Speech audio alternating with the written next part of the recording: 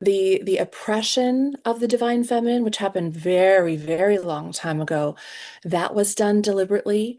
And then what's happening now is the backlash, right? There's this sense of overcorrection where women are angry. And I think that's where this feminazi idea comes from. And it is happening in some places. Yeah. But what people don't realize is that the divine masculine has been horribly abused as well. Men who are alive today, well, at least in their current incarnation, depending on what you believe, they had nothing to do with creating this.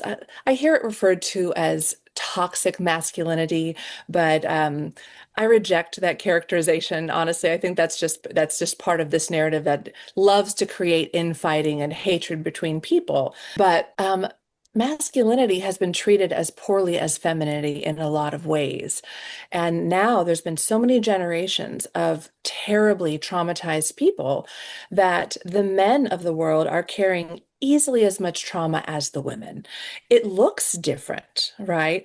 But I'm going to use my sweet husband as an example. He is easily the most masculine human I've ever met. But unlike all of the men that I grew up with and around, my family and family friends, he is incredibly kind and patient and gentle and generous and a loving husband, a loving father. He helps. He doesn't have these ideas that certain things are only women's work or that certain things are only men's work. At the same time, he is never driven by this narrative that's being peddled to us that women have to be able to do everything men do because they're the same. No, we're not. Just like men are not the same as women. I feel like all these narratives have been put in place to pull us away from our individuality and who we are, man or woman, at a soul level, because we each have gifts, we each have talents,